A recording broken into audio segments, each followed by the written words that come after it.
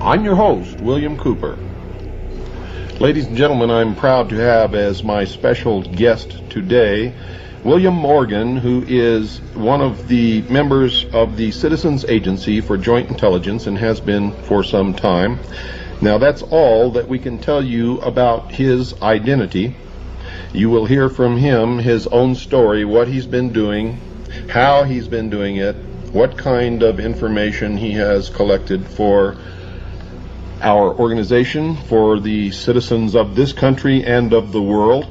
And we're going to talk about, well, I guess you just have to call it undercover operation. This man has been undercover for the Citizens Agency for Joint Intelligence, and I remember several episodes of the show before, sometime during the series that we call the Mystery Schools, which we've done, I believe, 19 hours of broadcasting covering that subject. I told you that we had infiltrated the lodge, the Mystery Schools, Mystery Babylon. In fact, we have not only infiltrated it once, but many times in this country and in lodges around the world. So the information that we're giving you on the Mystery Schools is not conjecture. It does not come from a bunch of people sitting around making up information. It comes from the books printed by the Mystery Schools themselves. It comes from our members who are actually in the lodge, and we double check everything that they bring to us. Please welcome to the hour of the time, William Morgan.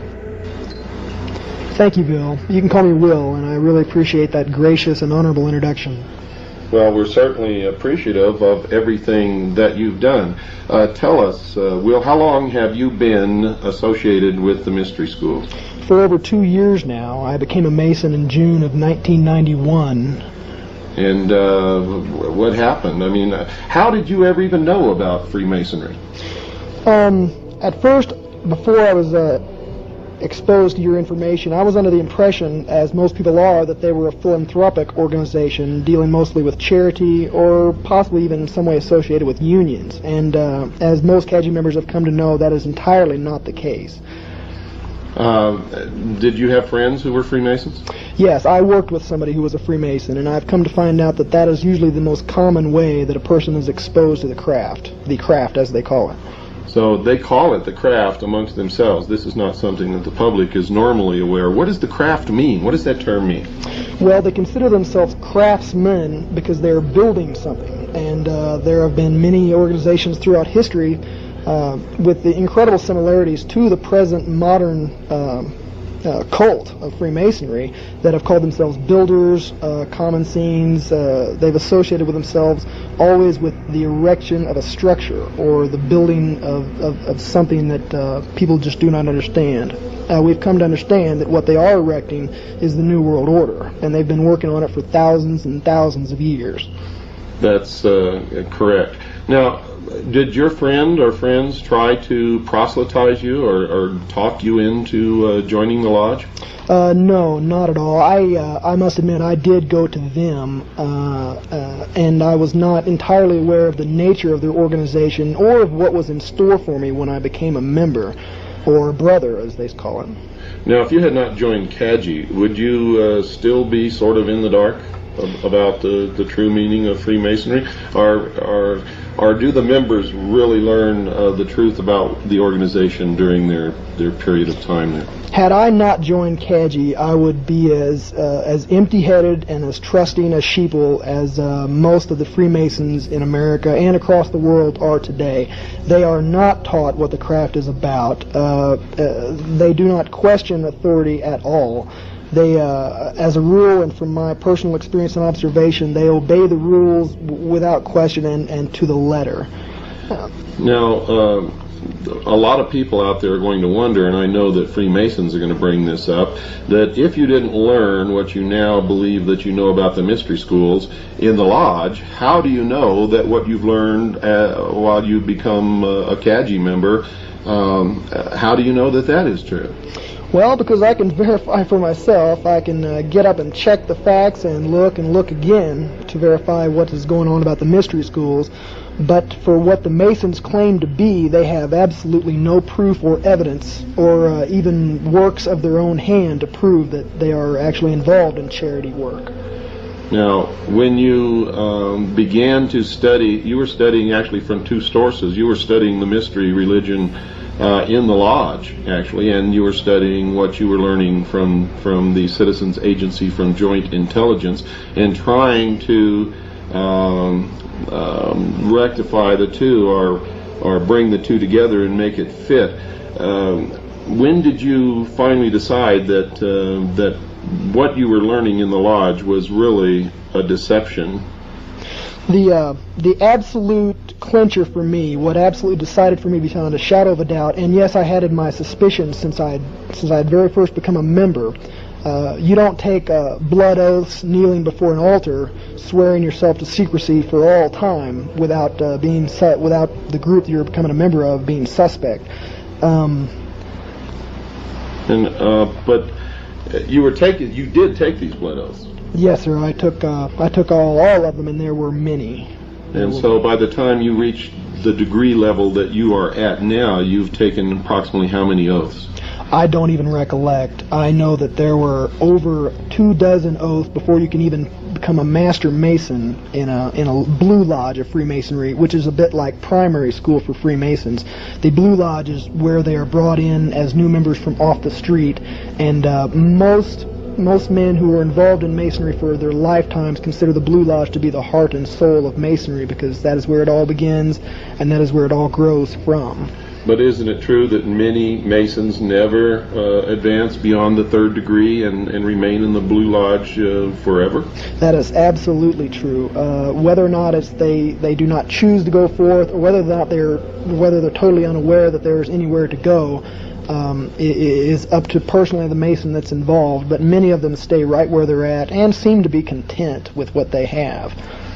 So these Master Masons who claim that they know everything about Freemasonry and that they've been a Master Mason for 20 years, do they really know anything? They know absolutely nothing. They have been completely deceived from the very first day they entered the lodge. They have been lied to regularly about the nature of the craft, the work of the craft, and the charity of the craft.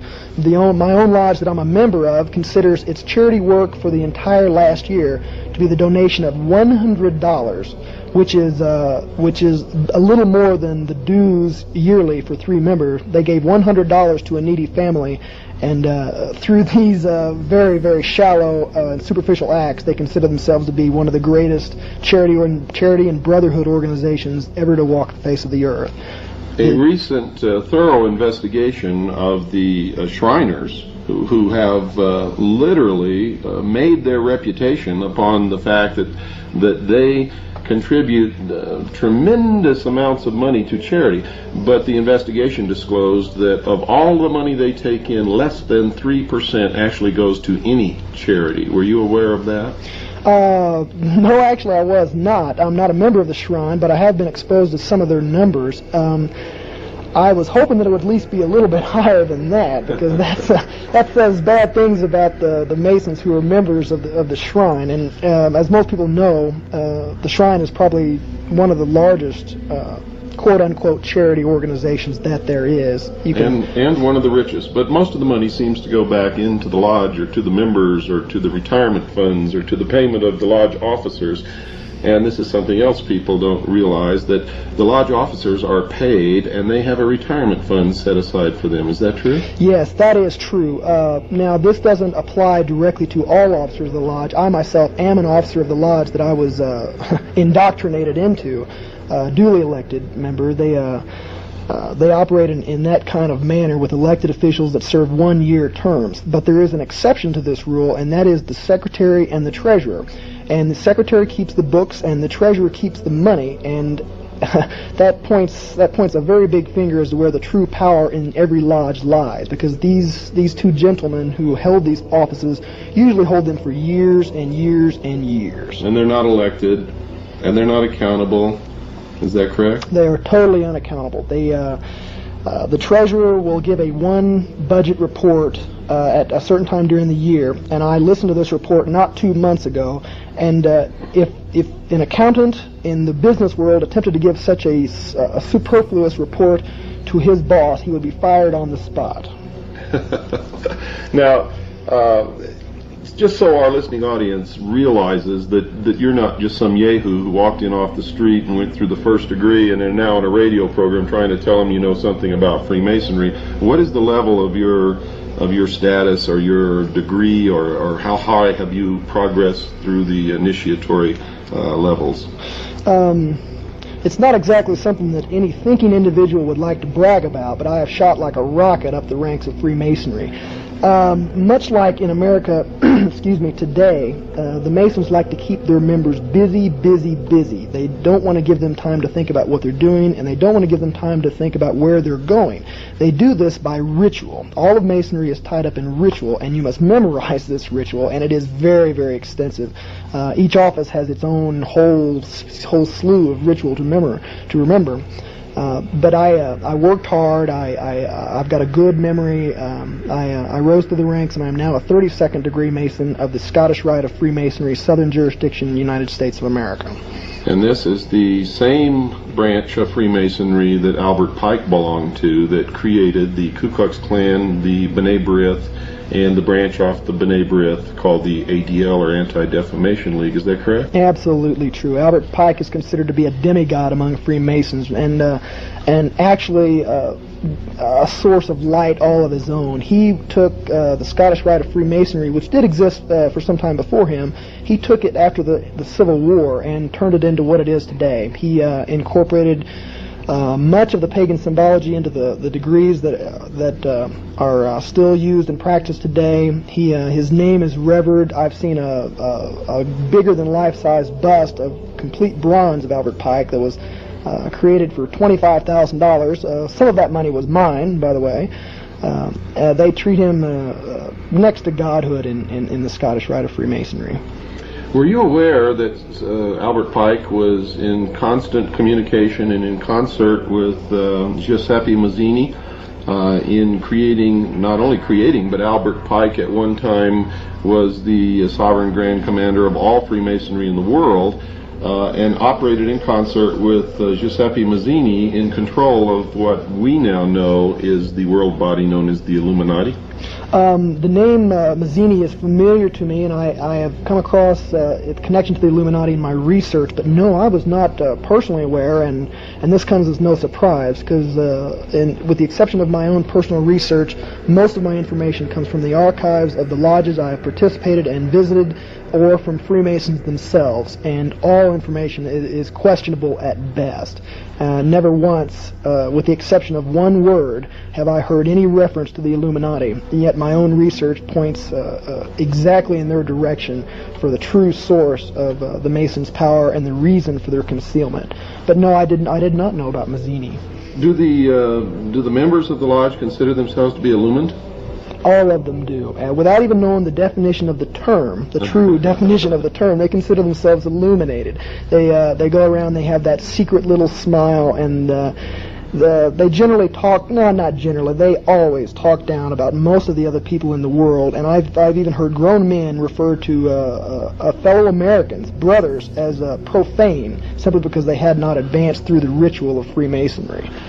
I remember a friend of mine who was a young man who was not a member of the lodge, but his father was. And he had a friend who belonged to another family who was not a member of the lodge, but owned a small business in town.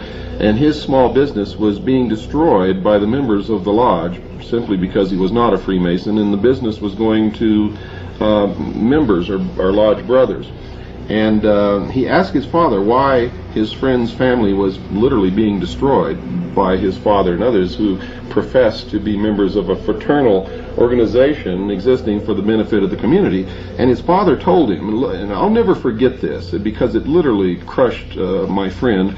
His father told him this, quote, "If you are not one of us, you are nothing," unquote. Is this generally true? Is this the way Freemasons generally think about people who do not belong to their organization? I have personally seen Masonry interfere with family ties before, and yes, this is just how they look at the world. They consider the world to be profane, unilluminated, And this just goes hand in hand with the general attitude that is conveyed by all Masons, that they are on their road to their own form of godhood, and this manifests itself in severe racism. For all the people out there that may not be too familiar with Masons or Masonry, and this especially goes for members of minority groups who have often and usually continue to be excluded from Masonry, and especially for women, I am here to tell you that you are not welcome in the lodge. You never will be, and you never have been welcome to the lodge. This especially goes for blacks, in spite of the Prince Hall Masonry, which is the biggest joke and the biggest scam and the biggest insult to any single race I've ever seen,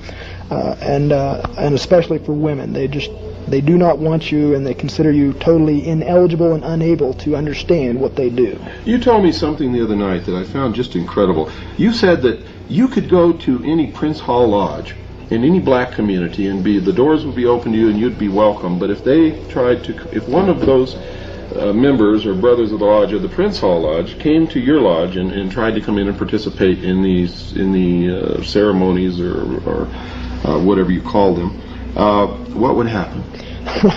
It wouldn't happen. It just simply wouldn't happen. I, as a Caucasian Freemasonry, can visit any Prince Hall Lodge in the country and, as far as I know, in the world. I can also visit any lodge, period, across the world. I've been told through my initiation that I am welcome in any lodge, but this just does not apply to blacks, no matter that. Even if the ritual that they go through, and I do not know this for certain, but I know it's similar, but even if the ritual were exact, even if the same form of quote-unquote illumination that they underwent was exact, they could not ever, and I sit in a lodge with Caucasian Freemasons. I've never seen a black Freemason sit in a lodge among Caucasians, and I don't think I will. Equal opportunity and affirmative action laws are just completely ignored and considered frivolous and a joke by all Freemasons. So the New World Order that they're bringing into being is going to be racist. Entirely. It has an Aryan background, and that is where it comes from. And that's been borne out by our research. Why then would the black community form their own lodges and support the bringing about of a New World Order that is going to relegate them back into slavery? And I might add, along with the rest of us who don't belong to this religion, and it is a religion, why would they participate in something like that? Well, as you've told me yourself, and most people will understand this, the world loves a mystery, and you can control the masses by dangling a secret like a carrot in front of their nose and promising them the answer to that secret if they just merely do what you say and work for you. This, together with man's own entirely fallible human nature, and the selfishness of man and the ego of man, they want to be something. They want to be better than the people around them that they see. And since they have been told straight out that they can never advance to the ranks of Caucasian Freemasons, they have settled for just being better than their own people and excluding other blacks from joining their own lodge. So one of the holes that Freemasonry has over people is that ordinary people, whether they be black, white, Oriental, Hispanic, doesn't matter, they want to be part of the elect. Is that true? Exactly. They want to join the elite. They'd like to look down on their fellow man. Okay. But now, if nobody coerced you, nobody proselytized you, how did you get into the lodge? I went to the door and I knocked on it. Now, this man is no dummy. You have to understand, within 2 years, he has risen from entered apprentice to 32nd degree Freemason of the Scottish Rite of the Southern Jurisdiction. Now, that's quite a distinction within the lodge, isn't it?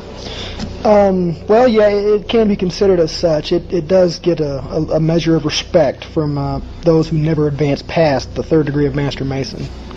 And what is the next step? After the 32nd degree, there is publicly known only one more degree of Freemasonry, and that is the 33rd degree. And you said publicly known. Does that mean that there's more? I suspect that there is, that there really is more.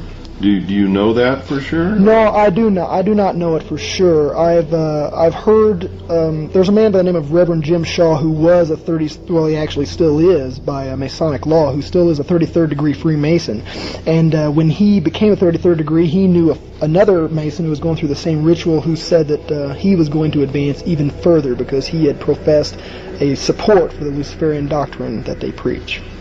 So what you have just said, this is coming from your mouth, a 32nd degree Freemason of the Scottish Rite. You have just said, I didn't prompt you, I didn't ask you the question. In fact, you just surprised me because I was going to lead up to this, but you just said the Luciferian doctrine. Can you explain that? I can explain that absolutely. Masons believe in light. It is a priority part of their entire ritual. Now, light to a Mason symbolizes knowledge and also intellect. And if you've paid attention to the Mystery School broadcast, you know who the patron god of intellect is. It is Lucifer, and in fact his very name means the farrier or the bearer of light. Luce is Latin for light and fair for farrier. This is the true God of Freemasonry, and this is also, to my great shame, the God that I knelt at the altar before and swore my blood oaths to. But when you did this, were you aware that you were swearing your blood oaths to Lucifer and not to the God of the Christian Bible? Absolutely not. Everything about Masonry says and publicly says that their God is the same God as any God, the God of Hindus, the God of Arab, the God of Christians. But it's just not so. It's a lie and it's a scam, and all you have to do is study paganism, nature worship, and the mystery religions of Babylon to see who that real God is. So you have done this study on your own, and you've checked out the publications and the doctrines and the symbology within your own lodge, and you've arrived at the conclusion that the God of Freemasonry is who? The God of Freemasonry is Lucifer, who is actually Satan, cast from heaven for one specific reason, and that is because he, like many other Masons, sought to attain godhood in his own time. And isn't that really the goal of Freemasonry, is by their works they will become God? Exactly. It is a matter of works. Salvation has nothing to do with it. There is no repentance of sin, and in their minds mankind was never separated from God, but is able to be an equal to or superior to God. The only thing that bothers me in the performance of their religion is that they are attempting to control and manipulate the rest of us into a one-world totalitarian socialist government with a one-world religion that we will all have to bow down to, with Lucifer or Satan as the head of that religion, actually incarnated in a human body. They intend to install Lucifer upon the throne of the world. Have you found any credence for this? I found great credence for this, and the best place to go to confirm this is just pick up the book Morals and Dogma by Albert Pike. He himself will state, number one, that Masonry is a religion, and number two, that Lucifer is involved. That is all I needed to confirm my suspicions, and it should be all that is needed to confirm the suspicions of all the other Masons that are out there wandering in darkness, thinking that they are living in illumination. So, most Freemasons, do they really believe that Freemasonry is a Christian organization? No, they really don't. They may themselves be Christians, and most in America are. But it is a strict rule and law of the lodge, written into their own constitutions, that no discussions or debates concerning religion or politics ever be brought into the lodge. They do not want your Christianity broadcast. They do not want it mentioned at all. In fact, I have a personal friend of mine who is a police officer in the lodge of which I'm a member, and when he was asked in whom he put his trust, he said the Lord Jesus Christ. And from that day forward, even though he's a law enforcement officer and vitally important to the New World Order, he has been ostracized, and he has been left out of many of the activities that got me to where I am in the craft today. And I do not think that he will be even allowed to progress any farther because of that. In fact, I think you told me the other night that that was the first time that you had ever heard the name of Jesus Christ mentioned in that lodge ever. And is that true? Absolutely. Or any other lodge, or any Masonic publication, or any writing, or even any words out of another Freemason's mouth. It is just not part of their vocabulary. In fact, I have very firm beliefs that the name itself brings actual pain to their ears. Now, we know that the lodge will welcome anyone who attends any church, synagogue, temple, cathedral. It belongs to any religion whatsoever, but we know that Freemasonry is a religion because we've studied it, and we have people like you who are a Freemason at a very high degree and have confirmed it, and their own writing confirms it. Albert Pike has stated it in writing in his book Morals and Dogma, and in others of his writings, I might add, and Manly P. Hall has confirmed that. So if Freemasonry is a religion, yet they accept members, people who go to other churches in the community, in many different religions that have doctrines that don't agree at all, how can they rectify that? I mean, how can you explain this? How can this be? It just is. And any Mason that holds his religious convictions dear and becomes a member of the lodge is in direct conflict with his own beliefs and his own faith. The two cannot go together, have never been able to go together, and I don't think they ever will be. And I'd like to ask I'd just like to tell all of my brothers in the lodges out there, how can you possibly believe that Freemasonry is not a religion? You meet in a Masonic temple, you knelt at a Masonic altar with the Holy Bible, or in other countries a different holy book, the Quran or many other texts. You knelt there and swore your blood oaths in the name of a deity, and quiet respect is demanded in any and all lodges all over the world, just like in any temple. You have been living a lie, and if you don't wake up pretty soon, the New World Order will turn around and eat your lunch for you. Isn't it a fact that they believe they're going to be an integral part of this New World Order, however most of them really will not be? This is the great joke. This is the punchline to the whole affair. They believe and see themselves as the priest and the priesthood of the New World Order. They think that when all things start falling apart, that they are going to be the ones that rise up phoenix-like out of the ashes, bring the world together, and deliver them into the hands of Lucifer. Like I said, they consider themselves builders, and what they're building is the New World Order, and it's being erected like a prison around us even as we speak. And the capstone, and you ought to take a look at the Great Seal of the United States to get a feel for this, the capstone of the New World Order, of the building that they're creating, is actually Lucifer himself. And isn't that the symbol of Lucifer, the all-seeing eye above the pyramid, the symbol of light? It actually began as the symbol of the sun, which was the symbol of the light, which was the symbol for Lucifer, and over the years it evolved into an eye. Christians are told that is the eye of God, but nobody ever bothers to ask which God or who. What's the name of this God? And if a Muslim were to ask in the Middle East, they would say it's the eye of God, and they would think that it was the eye of Allah. And in the Far East, somebody might think it was the eye of Buddha. But this is never explained. In effect, it really began representing the sun. It became the eye. The sun has always been the representation of wisdom or the intellect or knowledge, which is all the Luciferian doctrine. It is the symbol for the light, Lucifer, the fallen angel, the Luciferian philosophy.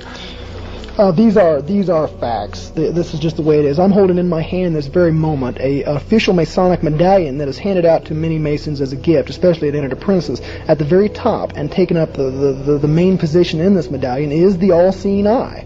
And this eye is, just as Bill Cooper has said, a combination of the eye of quote-unquote God, and I stress that quote-unquote more than any other, and also it is the sun. It is a symbol of sun worship. The eye that I'm seeing, the lashes on the eye on this medallion that I'm holding, are actually the rays of the sun coming down to illuminate the fellow Masons. It is more than just a religion, as Albert Pike has professed. It is the oldest known religion. It is a pagan religion of sun worship. It is nature worship, and it is incredibly dangerous to free-loving people everywhere. You wanted to read something from a book that you have there. This is a book that I highly recommend that everybody in the listening audience must read this book. You must read this book. You can find it at most religious bookstores, Christian or otherwise. They usually stock it. It's called The God Makers. The God Makers by Ed Decker and Dave Hunt. And let me see who the publishers are here. Harvest House Publishers, Eugene, Oregon, 97402. That's Harvest House Publishers, Eugene, Oregon, 97402. Again, the name of the book is The God Makers by Ed Decker and Dave Hunt. This book truly will open your eyes. You wanted to read something from that book. Yes, sir. I was reading this last night, and it just stopped me in my tracks. I'm at page 60 of The God Makers, and the chapter entitled The Mormon Dilemma. And this book is about the Mormons, and once you begin reading it, you'll see through the mystery schools just how close Freemasonry and Mormonism actually is. The subtitle of this part is called The Pagan Connection Again. I'll read it quickly. As C.S. Lewis and a number of other experts have concluded, there are only two religions in the world, Christianity Christianity and Hinduism or paganism. One teaches that we are separated from the one true God by sin, and that God became a man to die for our sins. The other declares that men are not separated from God, but that each person has within himself the power to overcome evil and thus to become God, or at least a God with a small g. Hinduism or paganism embraces and absorbs everything except biblical Christianity, which is its only genuine rival, although it uses Christian language to disguise its paganism, just as many Masonic lodges do. Mormonism is less Christian than it is Hindu. The basic dilemma faced by every Mormon is a direct result of its Hindu roots. In the Bhagavad Gita, Krishna declares that he comes forth to save the righteous and to condemn the sinners. This is exactly the opposite for the biblical Christ, who came to save sinners. The great complaint of paganism and all occult secret societies, of which I am presently a member, is that whereas one must be worthy to join them, Christianity deliberately embraces the unworthy. And to prove my worthiness to join the lodge, I had to go ask them to become a member. At the time that I joined, it was against the Constitution's bylaw, the Constitution of Masonry, I should stress, for any Mason to come to me at profane and ask me to join.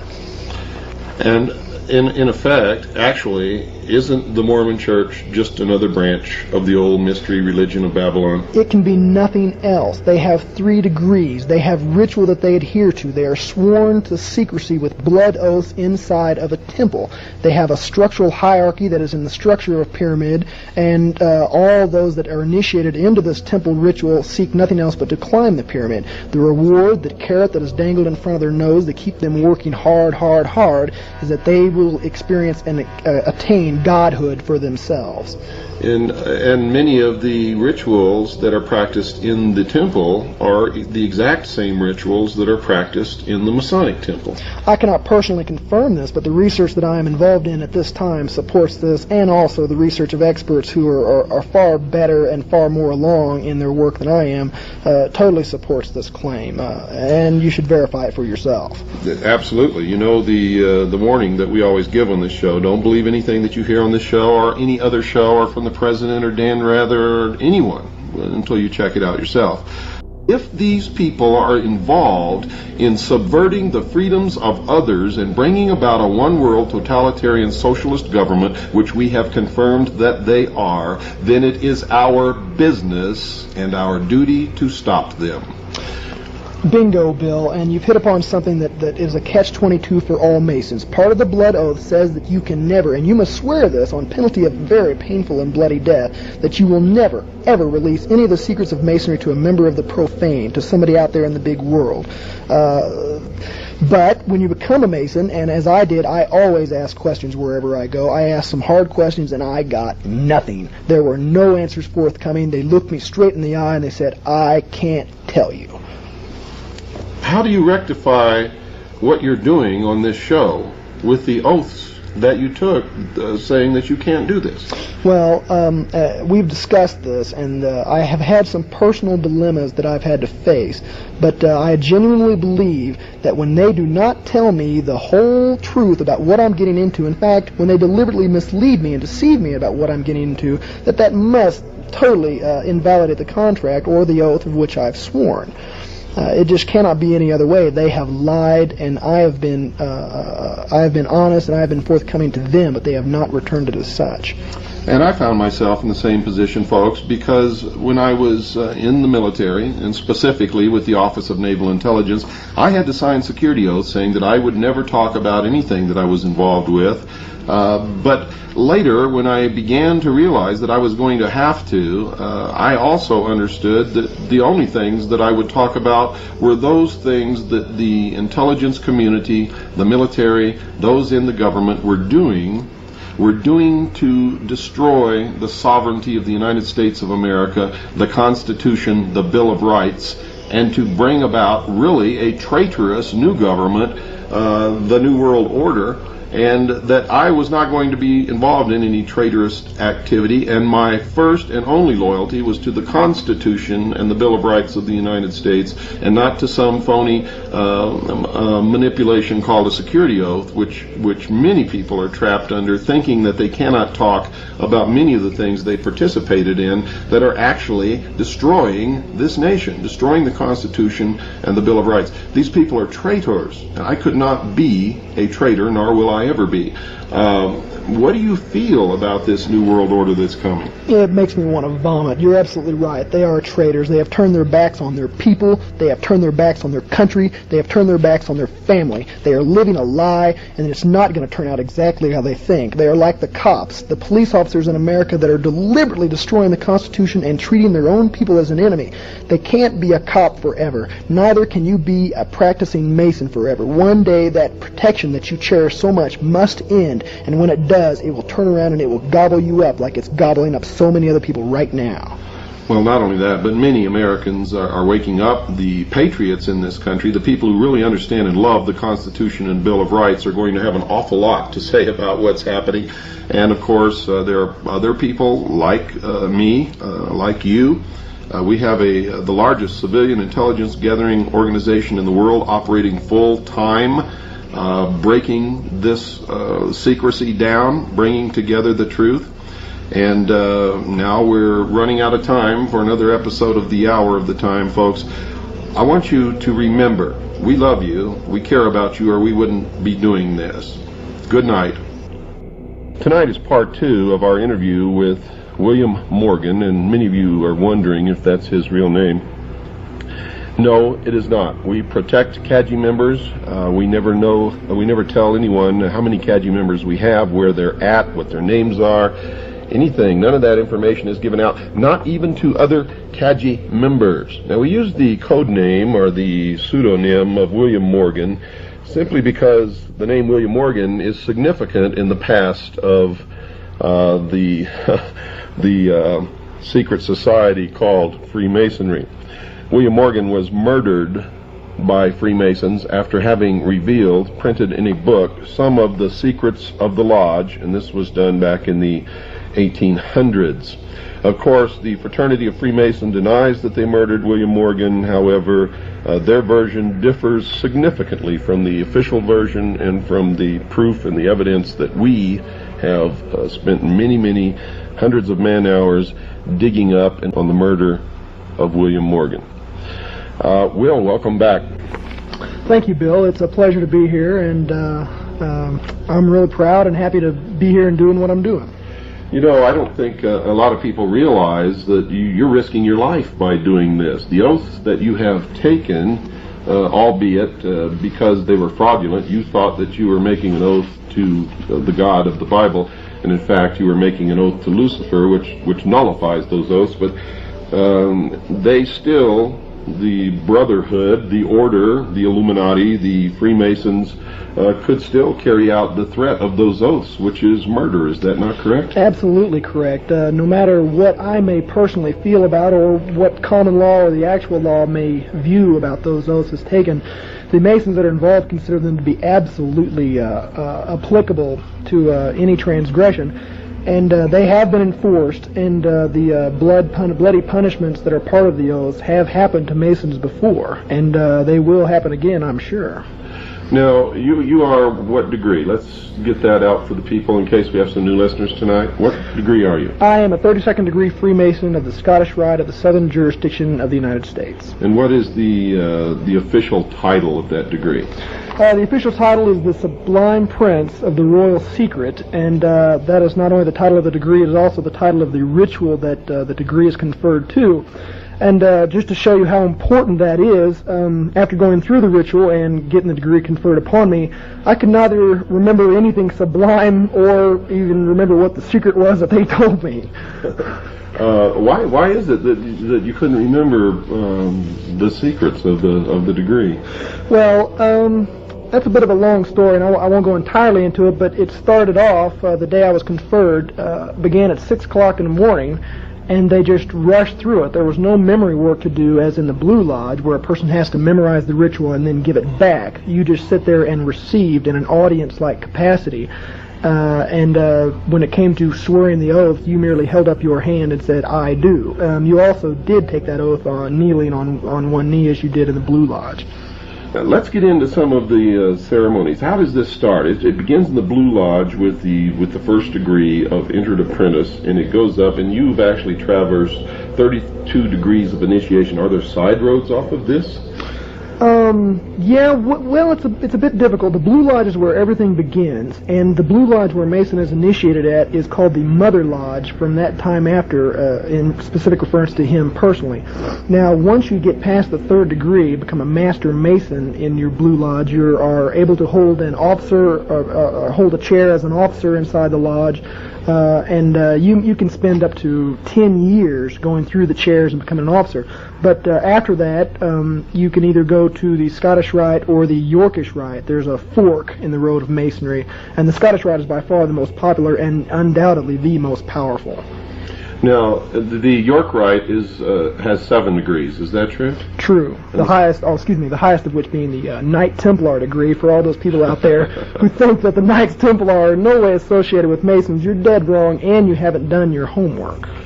In fact, the Knights Templar, when they first began as an organization on the Temple Mount in Jerusalem, were not an order commissioned or ordained or approved or even recognized by any church, but were, in fact, an order of the mysteries. They began with 7 degrees, and the 7th degree was the highest degree. And later, as they added degrees, when the Knights Templar were persecuted and in fact, many of them were put to death. Others were driven into hiding in other countries. In some of the countries, they just changed their names and continued the order. They eventually reached a number of degrees, which was 33. And I took that right out of a very old textbook on the secret society. But what is the significance that you've been told of the system of degrees? Why do you have to go through this? It's considered a road. It's considered a road to quote-unquote illumination. I really believe that it's more of a system of control and self-government. Lodges are pretty unique in America in that they are self-sustaining and self-governing, even with their own bit of enforcement. All lodges have been granted a charter from a Grand Lodge, and every Grand Lodge in this country has been granted a charter from the United States government to operate on its own and enforce its own laws and constitutions. If a police officer or any law enforcement officer walks into a lodge while in session, he not only does he not have arrest power, but that lodge immediately closes. Now, this is something the American people don't know about. Now, if these are lodges, they're in states, they have nothing to do with the federal government. How could they receive a charter from the federal government saying that they're under their own laws? And how could it be the law enforcement officer would not have the authority to arrest or any of his other authorized duties in a Freemasonic lodge? It beats me, Bill. It's really a bit of a contradiction in terms. You have a government that has actually gone out and given government-type status to a completely and secret and I think subversive organization right under its own nose. The similar thing can be seen in the Mormon Church. And in other secret societies that are not nearly so famous as Freemasonry itself. The government has, by granting this charter, I believe, undermined its own stability as a functioning organization. Well, tell us about this charter again. Tell us again what you said before. I don't want anyone to miss this because it's very important. It shows how a secret government can be formed. It tells that these members of these secret societies literally have diplomatic immunity. And can get away with whatever they want to get away with. Not only that, but they have their members sitting in the most powerful posts, both within society, on local levels, in local cities, local counties, and state governments, in the higher echelons of the military, and they permeate all the positions of control within the bureaucracy of the federal government. So tell us what this charter is again.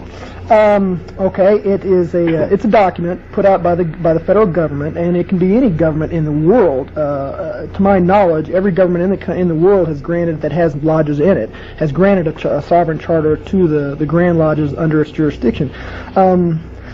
I really haven't done enough research to speak at length on the nature of the charter or what it exactly implies universally for Freemasonry, but I do know for a fact that a law enforcement officer, and we have many law enforcement officers in our lodge, from state troopers to policemen to military policemen, they're not cops when they walk into the lodge. They leave their power, their badges, and their guns outside, and they do so willingly.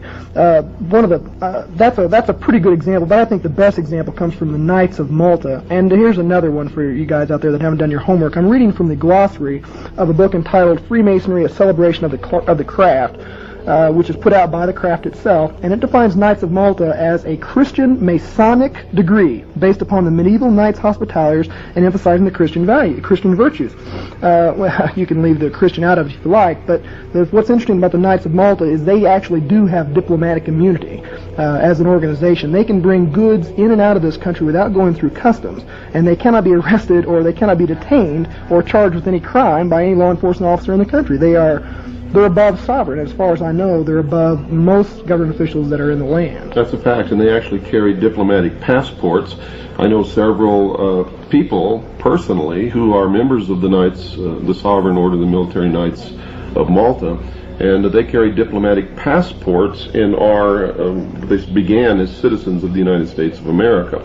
Now, what happens when a police officer, and most police officers we have discovered, or at least the ones who make law enforcement a career, and most, if not all, judges sitting upon benches in this country are Freemasons. What happens when you're speeding down a highway and you're stopped by a law enforcement officer? What happens when he sees the Masonic emblem on your windshield? Usually what you have is a direct turnaround in attitude. I myself am a young man. I get hassled by cops a little bit. It seems like they always have cop an attitude when they pull me over, but when they see the Masonic square and compasses on my car, and most importantly when I flip out my dues paying card, a card that all dues paying Masons carry, the police officer, well, let me just put it this way, I've never once got a speeding ticket or a traffic ticket or have even been harassed in any way when they have known that I am a Mason. It just has not happened. That is my personal experience. So the justice system in this country doesn't really work, and Freemasons are in effect exempt from the laws that the rest of us are supposed to follow. Is that true? Yeah, that could be probably construed as accurate, Bill. Although I disagree, it does work. It just doesn't work the way most people think it works. It works for them and with them and around them, and it works on the rest of you. That's right. Now, what happens when a Freemason goes into court against someone who's not a Freemason and the judge is a Freemason? Okay, well, you have a very subtle interaction that goes on. All Masons are taught secret signs and secret words and secret phrases and this is some of the most this is what they don't want revealed more than anything else. You can stand in a particular position, you can hold your arms in a particular position, you can speak certain words, the widow's son, traveling man, keywords and phrases that will let this judge know that you are a Mason. And you can almost guarantee that he is a Mason too, or else he wouldn't have been able to lock down a lasting career in the judiciary. That's correct.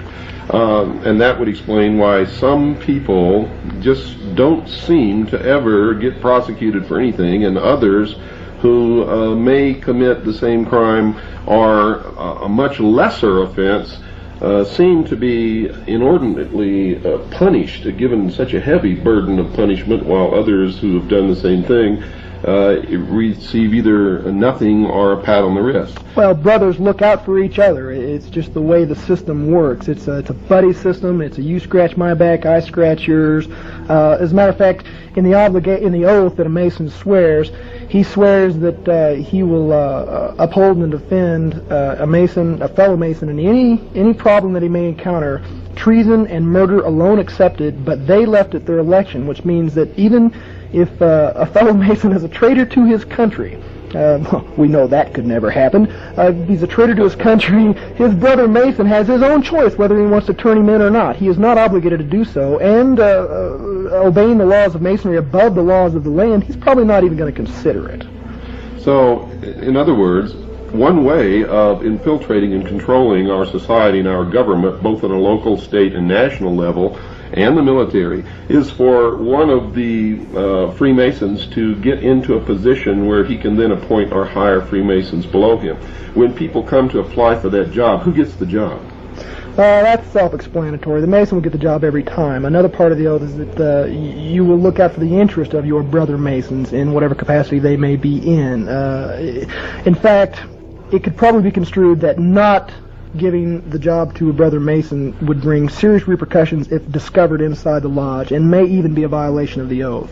There you go, folks. All of you who've been telling me that I don't know what I'm talking about and that they haven't infiltrated and appointed their members below them and literally taken over all levels of society, both local, state, and federal, and the military, you just heard it from the lips of a 32nd degree Freemason. That is exactly how they do it, and that is exactly what has been done.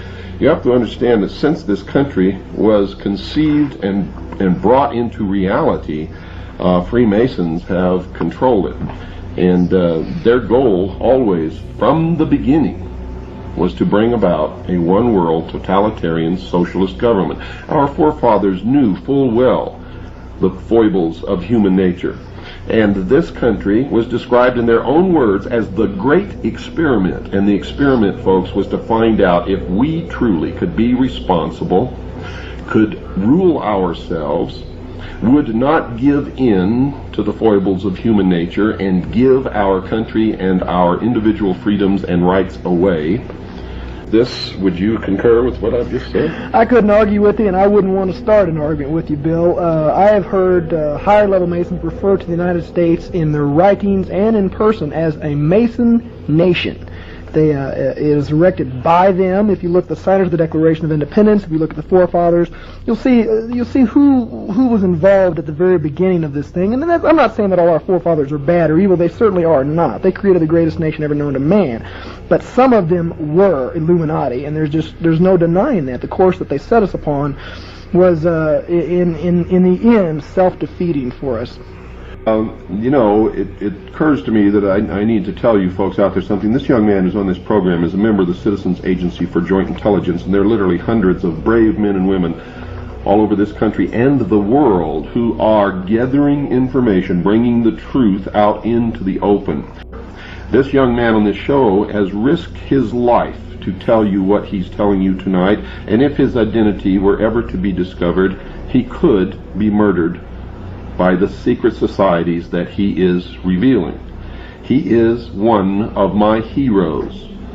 Most of the people in Kaji who are helping us to do this, most of them working in intense secret, in dangerous situations. We have people who have infiltrated satanic organizations and are feeding us the information on their rituals and who they are and what they're all about. And the instant that they were to be discovered, they would be murdered. I hope you understand that. Let's go back to Will. You've got something in front of you, and I believe it's a list of Freemasons throughout history that people would recognize their names, and if they don't readily recognize their names, they could go to any reference book and find these names and their biographies in any library. Would you like to tell our listening audience who some of these people are? Yeah, there's some really names that you'll really recognize here. But before I do, let me thank you, Bill Cooper, for reminding me that my brothers might murder me just for telling the truth. Here's one. Colonel Buzz Aldrin, Simon Bolivar, Omar Bradley, Edmund Burke, Richard Byrd, Kit Carson, Walter Chrysler, Buffalo Bill Cody, Ty Cobb, Winston Churchill. The list just goes on and on. And Gordon Cooper, Edwin Drake, Jack Dempsey, Cecil B. DeMille. You know, you mentioned Winston Churchill, and one of the things that the listening audience does not know is that not only Winston Churchill was a Freemason, but so was Harry Truman, and so was Mr. Stalin. So when they had their meeting at Yalta, here was 33rd degree Freemasons deciding the fate of the world. And for all of you who couldn't figure out why they made the decisions that they made at Yalta that so screwed up the world, now you know. Please continue, Will. Thanks, Bill. Yeah, they should have just held that Yalta meeting in a lodge and been a bit open about it. Okay, here's some more for us. Duke Ellington, Henry Ford, Benjamin Franklin, Clark Gable, John Glenn, Gillette, Richard Gatling, inventor of the Gatling gun, Samuel Gompers, Prince Hall, Manly Palmer. Oh yeah, Joseph Guillotine, who invented the guillotine. We'll be seeing more of that later. Oh boy, there's just simply not time. Edgar Hoover, Sam Houston.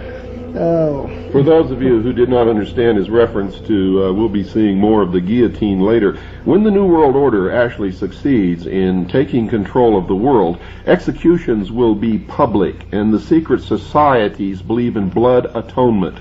In other words, you can only atone for your wrongdoing by your works or by the shedding of your blood atonement. So in these public executions, there will have to be the maximum amount of blood. Public executions will be held as a object lesson to the rest of the population, not to oppose the New World Order, for it is the most terrible, terrifying experience to see someone literally beheaded, is intended to cow everyone else, and is, in fact, will be, in fact, a ritualistic sacrifice to the god of the secret societies, who we all know now is Lucifer, also known as Satan. Yeah, you know, Bill, it just dawned on me just what a fun guy you really are. Here's a short list of presidents of the United States who have been Masons: George Washington, James Monroe, Andrew Jackson, James Polk, James Buchanan, Andrew Johnson, James Garfield, William McKinley, Teddy Roosevelt, William Taft, Warren Harding, Franklin Roosevelt, Harry Truman, Lyndon Johnson, Gerald Ford, and I also know for a fact that George Bush is a Mason and that Ronald Reagan was made a Mason on sight.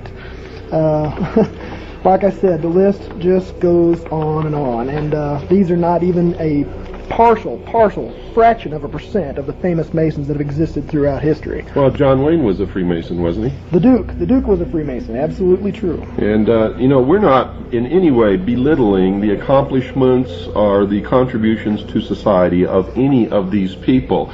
We just wanted to let you know that this covers all areas of society, all levels of society, all occupations, and that many famous people whom you all recognize have been or are members of these secret societies. Now, many of them are taken in as window dressing. In other words, they don't really know what they're a part of. They're told that it's a fraternal organization existing for the good of the community.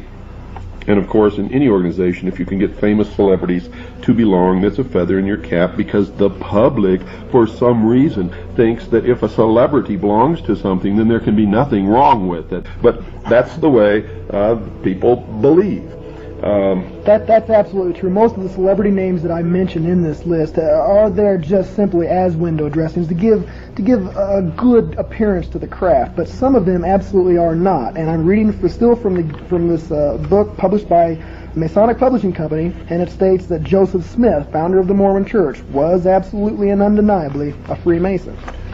Did you find Giuseppe Mazzini in there? Yeah, I sure did. I should have done my homework. It's Giuseppe Mazzini, 1805 to 1872, Italian patriot. He was also one of the best friends and correspondents of Albert Pike, who was the head of World Freemasonry for a while and the head of the Scottish Rite of Freemasonry in this country.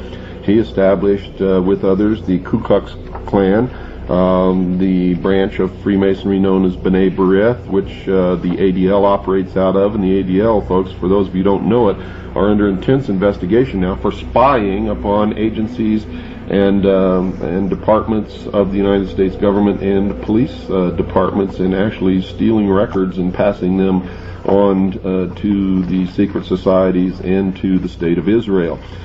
So you'd really better wake up out there, and don't give me this stuff that it's the Jews, that it's the blacks, that it's this, it's that. It's not. It's not. Ordinary people like you and me, I don't care what their skin color is, are just like you and me, and all they want to do is live in peace. There are elements and organizations and people belonging to all the different ethnic groups, all of the different organizations, corporations, governments, anything that you want to name belong to these secret societies. The Jews have been used as scapegoats throughout history. The Freemasonic organization and the secret societies in general are racist. They believe that the races, the white Caucasian races in Europe, Germany, England, are the superior race, are the real Israelites. They are the ones who have orchestrated and brought about the state of Israel. They are the ones who maintain the force of Zionism active in the world. The Mormon Church is a great part of this. If you just get down and dirty on this, you'll find that what I'm telling you is absolutely true. And one of their main weapons that they use against us is to divide us against each other, so that while we're running around stabbing each other in the back, they are putting the chains on all of us. And when are you people going to realize that and understand it? All during the Cold War, there were no Russian families sitting around their table plotting on how to do away with Americans, and there weren't any American families doing that either. All of us were concerned with our children, with putting food on the table, with educating our children, with trying to build some kind of a good life. That's all that ordinary people care about. It doesn't matter what race they belong to, what religion they belong to. Bravo, Bill. If there's a lesson that the listeners can go home with, it is that. Stop this racist divisionism, come together and see the enemy for who it is. Like I said on the last program, you cannot enjoy the protection of the secret societies forever. With a little bit of homework, you can find out who financed Hitler in World War II. And anybody that knows history knows that as soon as Hitler got to where he was at in power, who did he initiate a pogrom against? It wasn't just Jews. He got rid of all the Freemasons who were the window dressing in Germany and in Austria, who put him where he was at and protected his interests. He zapped them. He nuked them. They were gone. They joined the Jews and the Gypsies in the concentration camps, and they were never heard from again. And to this day, many German Freemasons wear a small flower on their lapel in remembrance of that tragic event.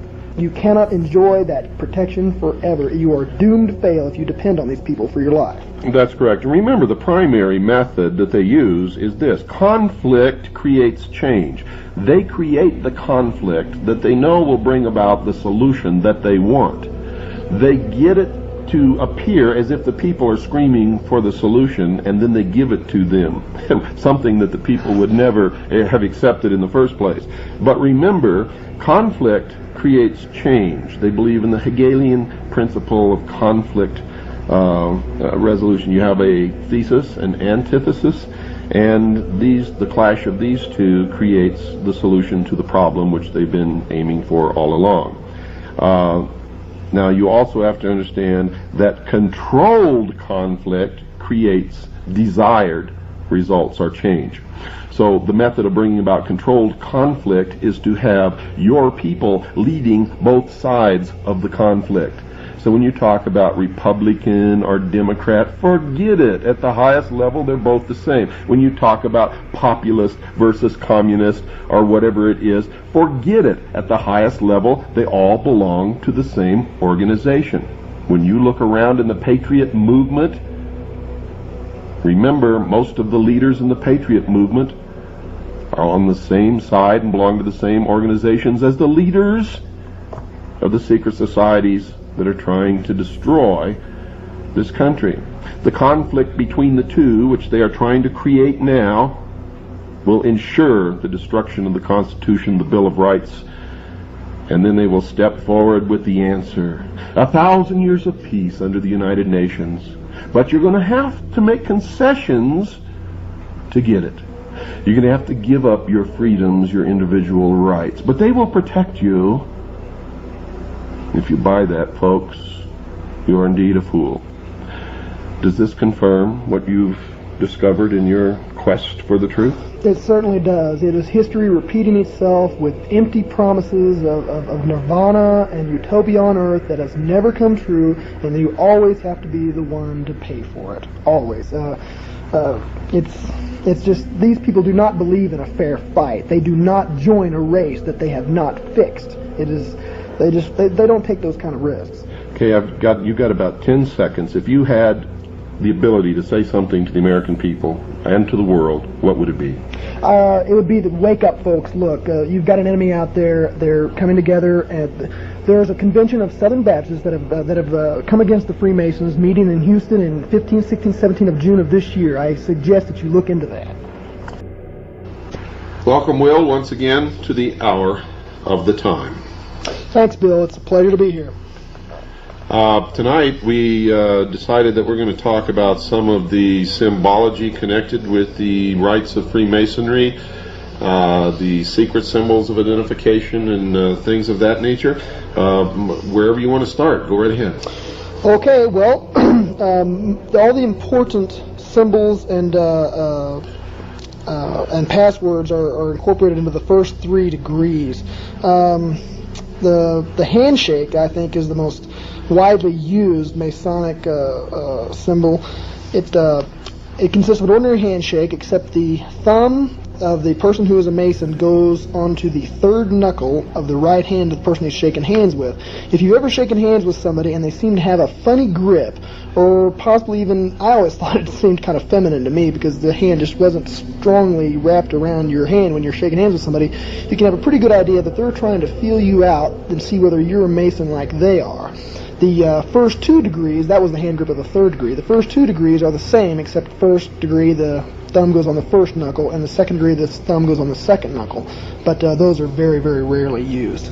And in the Master Mason, or the 3rd degree, the thumb is on the 3rd knuckle. That's correct? Yes, sir. And how would you reply to that if you were, in fact, a Freemason?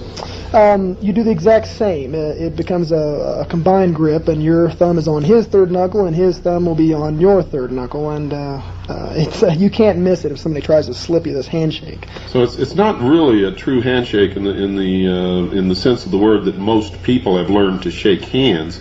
You don't have a full grip of the other person's hand, but rather you just have a sort of a loose grip on their fingers, and your thumb is either on the 1st, 2nd, or 3rd knuckle, and you're sort of digging with that thumb to try to get a reaction to see if the other person is indeed a Freemason, and at what level. That's true. That's true. And if they do not respond as such, the person will withdraw his hand quickly. But if he's not sure, he'll seem to kind of extend his grip just a little bit to kind of give you a chance to return the sign. They call it a sign. Now, besides the handshake, what other signs or signals are used to identify one Freemason to another? The most subtle one, and the one that you often have to look out for in public places, is how a man stands. The position of his feet will be a dead giveaway. Most people stand in just a leisurely position with their feet pointing outward just slightly. But a Freemason will stand with his feet in an exact square at a right angle, heel to heel. This is the step they call the step of a Master Mason. The step of an entered apprentice, a 1st degree Mason, is where the feet form a sort of T with the heel going to the cup of the other foot, and the 2nd degree is an inverse of the 3rd degree with the another square being formed. So, if you see someone standing in a room with their 2 heels joined together and their feet forming a perfect right angle or a 90-degree angle, you can pretty much bet that that's such an unnatural stance that is a dead giveaway that person is a Master Mason. Unnatural and uncomfortable, I might add, to anybody who's stood.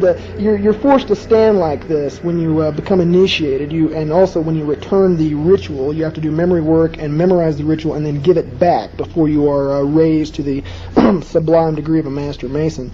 It's a dead giveaway because nobody stands like that naturally. It's just not a comfortable position to stand. And why would someone stand like that? Would they do that in a room full of strangers to let other Freemasons who might be in the room know that it's okay to come and have some kind of a fellowship with them because they're a Freemason? I myself have stood just like that for that very purpose.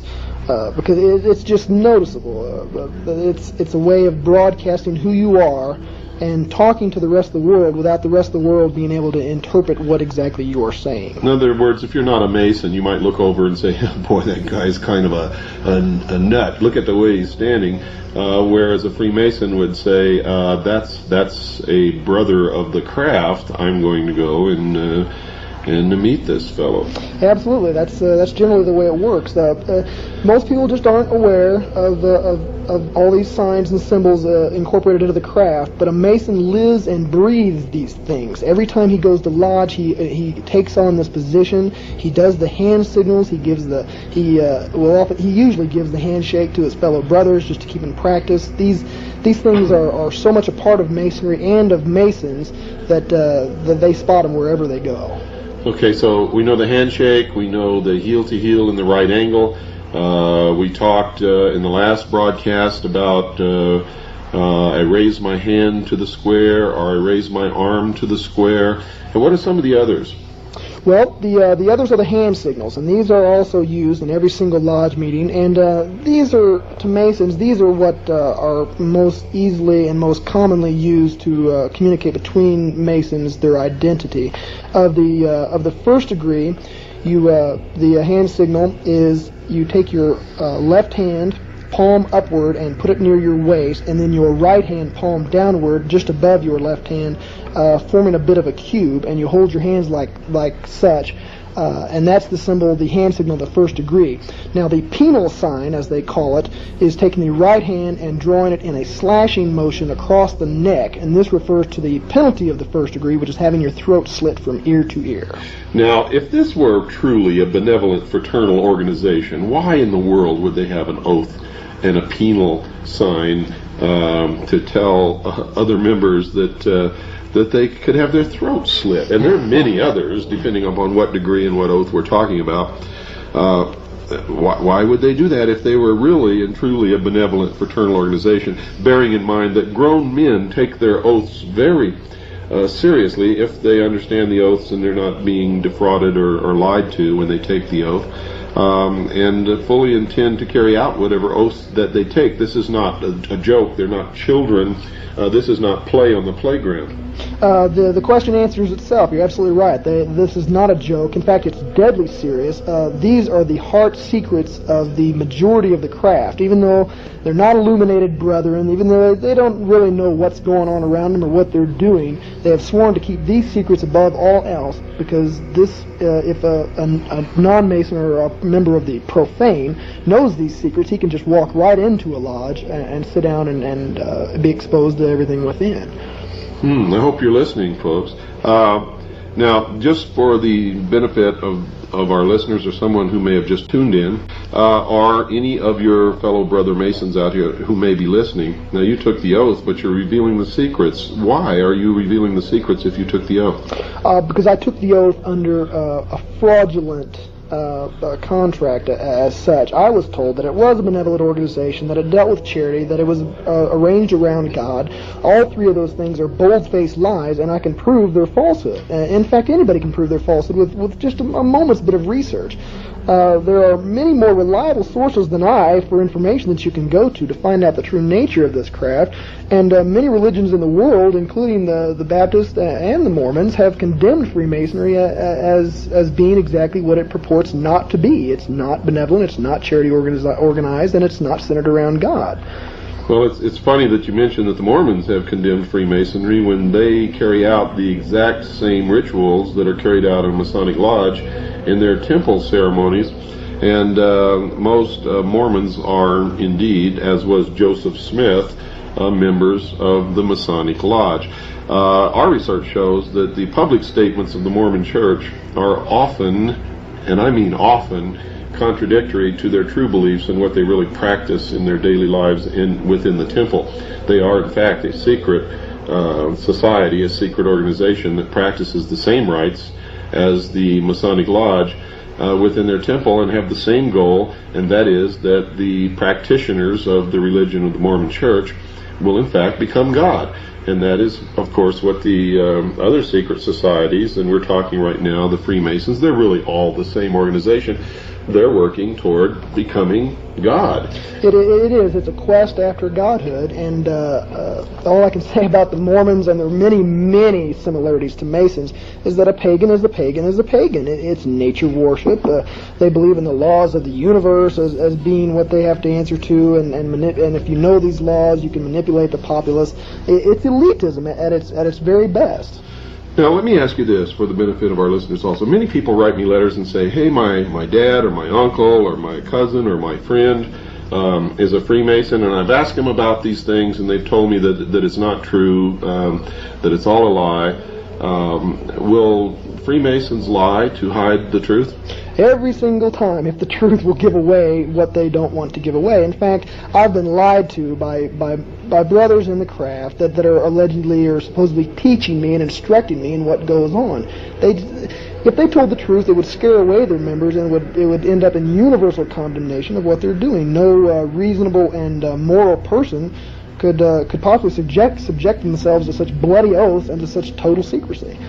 Not only that, but the oaths themselves, they're sworn to secrecy. So if you were to ask them to tell you the secrets or the truth about the practices, the rituals, the true religion of the Masonic Lodge, they are sworn not to tell you. So therefore they would have to lie. And the only reason that you are telling is because you discovered that the oaths that you had taken and the purposes for which you thought the Masonic fraternity was organized, it just is not true at all. So therefore, everything that you participated in under fraudulent conditions. That is exactly true, and as such, I don't consider myself to be bound by those oaths because I was lied to before I entered into those oaths. This is common law. This is the law of many lands. It also makes perfect common sense that both parties have to know what is going on in all terms of the contract before they can be held accountable for their deeds within that contract. That's correct. And the oaths that you took, you thought were for a different purpose and to a different God than the God that you discovered and the purpose that you finally discovered. So folks out there, when you go and ask your relatives or your friends or your cousins or your business associates questions about the lodge, about Freemasonry, about any secret society, no matter what name it is, the Rose and Cross, Knights Templars, the Knights of Malta, the Order of St. John of Jerusalem, any of these people, they cannot and will not tell you the truth because it is forbidden to them. And in fact, if they do, they could find themselves suffering the consequences of the very oaths they took not to reveal these secrets. Now, what are some of the other signs that we have not discussed? Okay, I covered the first degree. The second degree we've also partially covered. The sign of the second degree is to hold your right arm extended outward with the elbow at a right angle and the hand facing up, palm forward. And the penal sign of that is to draw your right hand across your chest from left to right in a claw-like motion, which refers to the penalty of the second degree, which is to have your breast torn open and your heart and vitals taken thence and given as to the birds of the air and beasts of the field. That's an exact quote from the ritual, by the way. And the third degree consists of both hands palm down, extended outward at the waist, and then to draw the hand across the waist from left to right, which refers to have your body torn in twain, which is the penalty of revealing the secrets of the third degree, is to have your body torn in twain and the parts carried north and south. That is again a direct quote from the ritual. So the first one is the recognition signal, and the second is what you call the penal sign. Yes, that's true. And are there other signs and signals connected with Freemasonry? There are many others. There is a recognition signal and a penal sign for every single degree in Freemasonry, and I have been through the 32nd degree and have experienced all these recognition signals and penal signs. But all the signs after the third degree are not nearly as important as the first three. And the reason for this is because Masons in general are just not invited to know all the secrets of the order. It is not uncommon to know a Mason, as you've stated before, who never ever advances beyond the third degree. And I should state now that a Mason who is in the third degree, he can be the master of his lodge, the worshipful master, they call it, of his lodge, which is a bit like an elected office, a bit like president that lasts for 1 year. Not all Masons are in the Scottish Rite or the Shrine or the Yorkish Rite, but all Masons do know the signs of the first 3 degrees and the penal signs. And in fact, most Masons are really only guilty of joining an organization they know nothing about and for giving it protection and favor and helping it along, but they really don't know what it's all about, do they? True. They don't. They're as ignorant as I was.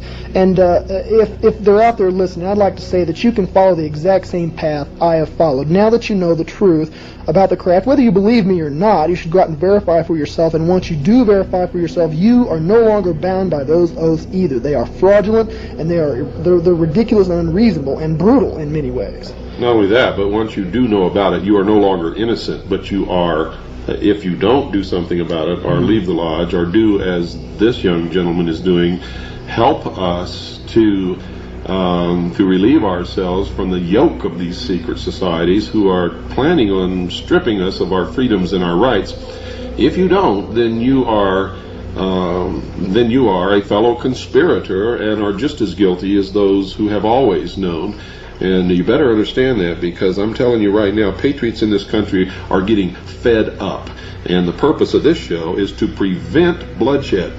We want to wake people up and do something about this while we can, legally and lawfully, because folks, there will come a day when people will not take it anymore, and they will take weapons in hand. Unfortunately, we can see it coming. Anybody with half a brain can look around and talk to people and see that day is going to come, because nothing's getting better, it's only getting worse.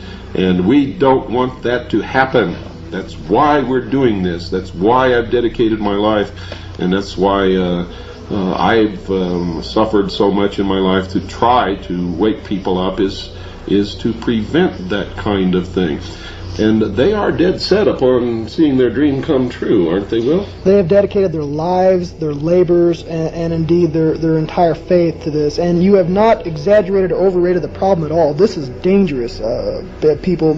These men mean business. The Scottish Rite themselves have taken a public stance totally in support of public education by the government. Now, all you need to do is look at how screwed up your schools are, and then turn around and look how screwed up your kids are, and you've got a big, rich organization out there with incredible political power and widespread influence that is supporting this current failed system. This is just one isolated example. If you are not part of the solution, and you have even been just a teeny bit exposed to the truth, then you are part of the problem.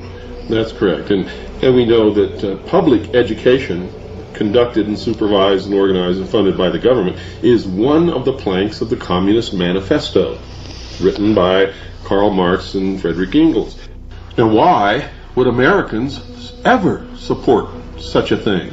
The strength of our educational system before it began to self-destruct was that it was always handled, funded, and governed, and maintained, and approved, and everything else on a local level. In other words, the school system in my town might be different from the school system in someone else's town 100 miles away, but it would be controlled, governed, decided, textbooks would be chosen, everything on a local level. Our schools did not begin to self-destruct until the state got into the school system, and then the federal government began to poke into it, and specifically when teachers' colleges funded by the Carnegie, the Ford, and the Rockefeller Institutes began to change what they taught teachers to teach children. And when that happened, when it became an organized, funded, dictated to type thing, then it began to fall apart. And the less control on the local level, the less our children are educated. You've hit the nail right on the head. As you've stated in your own book, Behold a Pale Horse, the true enemy is not communism, but Illuminism. When the Berlin Wall fell and the Eastern Europe was opened up, it wasn't all the American companies that beat up path to their door to go open up these markets and make money. There were two groups, and they were both religious in nature. One were the evangelists who went over there to try to spread the word of their religion, and the other were Freemasons who stepped in just the very moment that the communists stepped out. Already lodges have been consecrated in St. Petersburg and Moscow and in several other major cities, and they're just popping up all over. You've got people, very old men, who actually remember when the lodges were around before Stalin wiped them out, and they're bringing them back to replace the communist masters that they just got rid of. And the only reason that Stalin did away with the lodges in the Soviet Union was because Stalin was a 33rd degree Freemason. He knew how he had risen to power. He knew what the organization was, and he didn't want them turning against him, so he got rid of it. Absolutely. They're subversives. They got him, just like Hitler, they got him to where he wanted to be, and he's not going to let anybody put him out of place with the same tools that he rose to power with. Okay, well, we're making a lot of progress here. If you were to walk into a room and see two grown men hugging, what would you look for as identifying traits that would tell you that these two men hugging were Freemasons? There is a certain patterned ritual that goes that has something to do with that. It deals with the interchange of one of the most secret passwords of Freemasonry, and you must stand foot to foot with another Mason, knee to knee, hand to back, and mouth to ear, and then whisper the secret word in a very low voice. I'm not going to do any of those things. I'm just going to tell you the word is Mahabam, and I don't even know what it means, but I do know where it comes from, and it comes from the ancient Hindu religion, which is the original pagan religion, and many of the other secret words in Freemasonry are of an exact same source. And they call this the 5 points of fellowship, do they not? They do. You've done your homework, Bill. Well, I know more about Freemasonry and the secret societies than most members of Freemasonry and the secret societies ever will.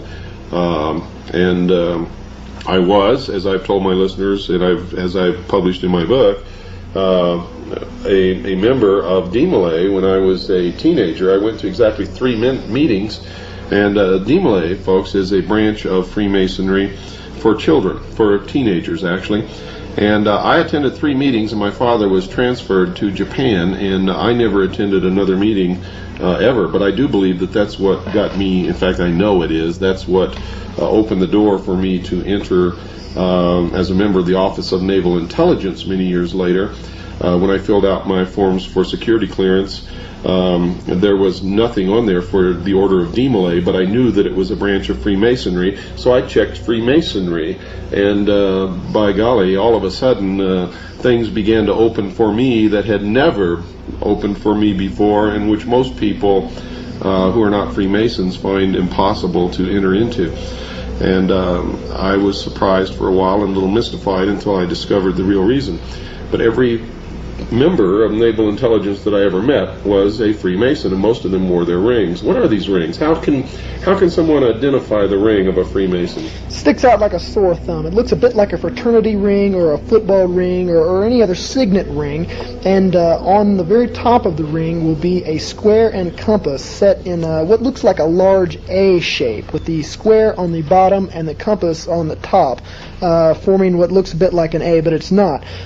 You can tell how seriously one takes their position in the craft. The Masons who are really there for genuine reasons, philanthropic and charity work, they have their square and compass facing to them. And those that are trying to impress and enforce the buddy system that got you in naval intelligence and the back scratching whole thing, they wear theirs facing the outside to tell everybody else in the world who they are.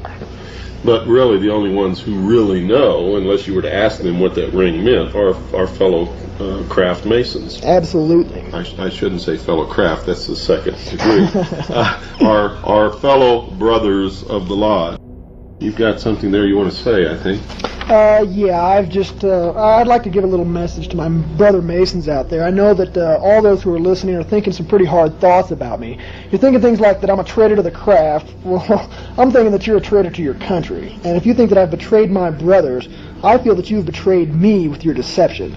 If you believe that I've broken my oaths, and even if those oaths are valid, something that I do not believe, I think they're null and void, well then I just have to say this, so what? We all gotta go. Now my brothers can go quietly into slavery, living a lie and burying their heads in the sand, or you can go like a man, squarely facing the truth and fighting for freedom. I honestly believe this, and I honestly believe that the whole nature of the craft is sinister.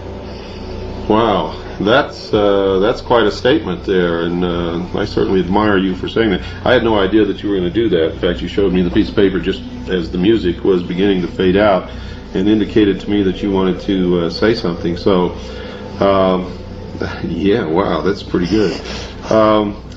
Okay, let's get on into the rest of the program. What are some of the are there other signs and signals that the secret societies, Freemasons in general, use to identify themselves to each other? I've never been a member of any other secret society besides Freemasonry, and much to my joy and to your good fortune out there, I have already told you most of the secrets that are protected by the craft, as far as the common layman of the craft will know, with the exception of one, and that is concerning Hiram Abiff, who is a bit of a patron saint, I guess, of Freemasonry, somebody they pulled from the Bible and turned into a character to give a meaning to their ritual. When two Masons come together, one of the easiest ways that they'll come to know each other without having to shake hands, hug in the middle of the street, or do little foot dances, or whatever kind of nonsense that they're doing out there, they'll just come up and say, "Well, hi, Hiram, how you doing?" Or, "Hello, Mr. Abiff." Or if you want to catch a Mason on the phone, you just tell them that H. Abiff is calling, and believe me, you'll get service right away. Well, that's good to know. We can certainly use information like that. But we know that some of the symbols and signals and signs used in the Masonic order were also used by the Knights Templars and others. So this didn't come strictly from this one society, but literally they are all one. What are some of the vocal signals, the speech, what words, besides Hiram Abiff, what else would you say to someone to solicit whether or not they were in fact Freemasons? One of them that I've also come across, and I've seen this in writing, and it was a bit of a mystery to me until I sought some advice about it. They'll ask each other if they're a traveling man, and what they mean by, and this comes directly from the old Templar ritual, and it stands as a positive factual link of the continuity between ancient secret societies and modern Freemasonry, is they'll ask if they're a traveling man, and the meaning behind that is one traveling from west to east being the source of knowledge. Or illumination. Ah. It's also the point where the sun rises, which goes back to the first religion, which was the cosmology, where all of these religions and secret societies sprang from, which was the worship of the sun. The source of illumination, the source of warmth, the source of all life, the source of everything, rises in the east every morning, and is, in fact, for those who really understand, the morning star. Is that not correct? Absolutely, and that gives a great illumination, if I may say so, as to why the worshipful master sits in the east of the lodge, and also why during the ritual, when a young unknowing Freemason like myself is brought in and has a degree conferred upon him, he circumnavigates it as he walks around in a circle from all the points of the lodge, going from the worshipful master in the east to the junior warden in the south to the senior warden in the west, and then back to the master in the east. He is traveling as the earth travels around the sun in a circle of worship, and it might even be a direct reference to Solomon's circle. And if you've told me yourself, Bill, about the traveling man, that too has been used by communists, hasn't it? Yes, in fact, anyone who knows anything about the Internationale, or the secret society known as the International, the Internationale, the Communist Party, the International Socialism, if you studied them, the same passwords are used by them. All of these organizations are one. Socialism stems from the mystery schools. That's where it comes from. You'll find that most of the mystery schools preach the tenets of the Communist Manifesto, written by Karl Marx and Friedrich Engels, whom, by the way, just wrote it. They were the hacks who fronted for it. They did not make it up. It came out of ancient documents and an ancient philosophy. And the password is the same. Are you a traveling man? And that's how communists identified themselves to each other from cell to cell and country to country, and kept their business secret. And I got that straight out of the files of the Federal Bureau of Investigation in their investigations of the International, the Communist Party, International Socialism. They're all the same. Freemasonry, the Knights of Malta, the Rosencross, they're all the same organization, folks. And remember, One of their tenets is. And in fact, Adam Weishaupt said this: the strength of our order lies in its concealment and in its many different names, appearing under many different names and many different occupations, sometimes even appearing to oppose ourselves. But at the highest levels, they're all the same, because they use the system to coerce the people to go along what they want.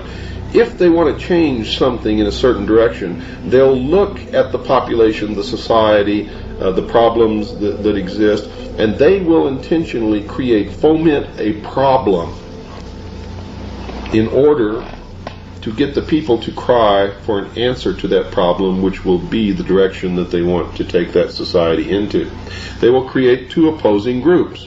At the top of these two opposing groups will be their people, so that it's a controlled conflict, bringing about a controlled resolution or a desired end. And you guys better wake up to this. I'm telling you, you better wake up to it. You better pay attention to what you're hearing here. Being afraid is not going to solve our problems, because fear itself is a weapon that they use against us. So, I mean, why, if the majority of people are sheeple and aren't going to help save their own butts, why should you be doing this to save them, Will? Why are you doing this? I have a very, very easy answer for your question, and you already know the answer. It's obvious that you're doing this for the sake of your audience. Whenever you look at your daughter, whenever I look at my family, whenever I slap my dog upside the head, that's why I'm doing it, because I love people in this world, and I love my people, and my people are not going to be safe until I can make this world safe. I see them in direct danger. And I'd like to say, Bill, you have a wonderful way of cutting right to the heart of many matters. You're right about the continuity of the secret societies. They are all one. And I'm here to tell you, he did not just flip through a few books and see a couple of things and say, okay, they're all one, they're all evil. It's not that easy, folks. We have to read and research and research and research and investigate every single corner of this. And believe me, if it looks like a snake, and it slithers like a snake, and it hisses like a snake, well, go ahead and step on its head, because it's a snake. Well, it is a snake. If we go right to the philosophy of all of these secret societies, is that man was held prisoner in the Garden of Eden by an unjust, vindictive God.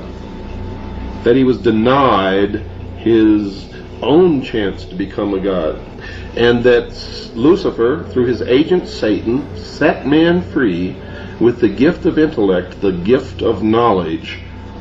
And with that knowledge, man himself can become God. Remember, the promise that Satan made to Eve was that God was lying to them. That if they did indeed eat of the fruit of the tree of knowledge, they would become gods. Don't ever forget that. Those who say they are God, those who say they're going to become God, the members of the secret societies, the Mormon Church, others who profess this belief, are practicing the Luciferian philosophy. They have deserted the real true God, and they are following the fallen angel of light, Lucifer, Satan, who is not a god at all. They have all been deceived. If you are one of them, remember, we don't hate you. We are not trying to hurt you. It is only when you practice your religion with the aim of taking away my freedoms and forcing me to practice your religion under a new world totalitarian socialist government which you intend to bring about, that it becomes not only my business but my duty to stop you. Understand that. And I want to read to you from a book here so that you'll understand where I'm getting to.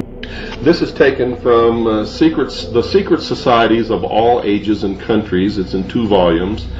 It's the author is Hecate Thorne. This particular set of 2 volumes was published, I believe, in 1965 by University Books Incorporated. The Library of Congress number is 65-22572. So I urge you to get this set of books, because these books were written back when it was still easy to get a lot of information on the existing secret societies, much easier than it is today. I want to read to you from page 14 of volume 2 under Secret Societies, Freemasonry, Rites and Customs, paragraph 391, entitled Masonic Customs. Some Masonic peculiarities may conveniently be mentioned here. Freemasons frequently attend in great state at the laying of the foundation stones of public buildings. They follow a master to the grave, clothed with all the paraphernalia of their respective degrees. They date from the year of light. The Knights of the Sun, the 28th degree of the Scotch Rite, acknowledge no era, but always write their date with 7 noughts, or 00000000. No one can be admitted into the Masonic order before the age of 21, but an exception is made in this country and in France in favor of the sons of Masons who may be initiated at the age of 18. Such a person is called a Louis in England, and that's the source of that name, and a Louvetou in France. This latter word signifies a young wolf, and the reader will remember that in the mysteries of Isis, the candidate was made to wear the mask of a wolf's head. Hence a wolf and a candidate in these mysteries were and are synonymous. Macrobius, in his Saturnalia, says that the ancients perceived a relationship between the sun, the great symbol of these mysteries, and a wolf. For as the flocks of sheep and cattle disperse at the sight of the wolf, so the flocks of stars disappear at the approach of the sun's light. We have seen in the account of the French workmen's unions that the sons of Solomon still call themselves wolves.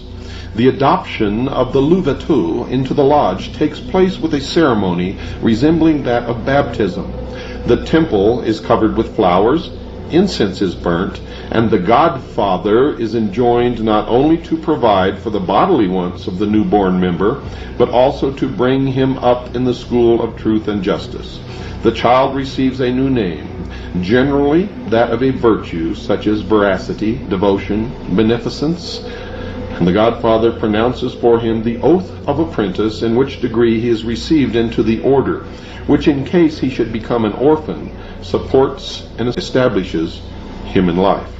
Now the key words here, folks, that I want you to remember and pay very close attention to is this, and I'm going to quote directly from it. Quote, Macrobius in his Saturnalia says that the ancients perceived a relationship between the sun, the great symbol of those mysteries, and a wolf. For as the flocks of sheep and cattle disperse at the sight of the wolf, so the flocks of stars disappear at the approach of the sun's light. Now remember in chapter 1 of my book, Silent Weapons for Quiet Wars, there is a quote of these people who have declared a silent, quiet war upon the American people using silent weapons that goes like this. Quote, a nation or world of people who will not use their intelligence are no better than animals who do not have intelligence. Such people are beasts of burden and stakes on the table by choice and consent. Unquote. In other words, cattle, and of course if they are the wolves, then you are the stakes on the table if you are indeed one of the sheeple.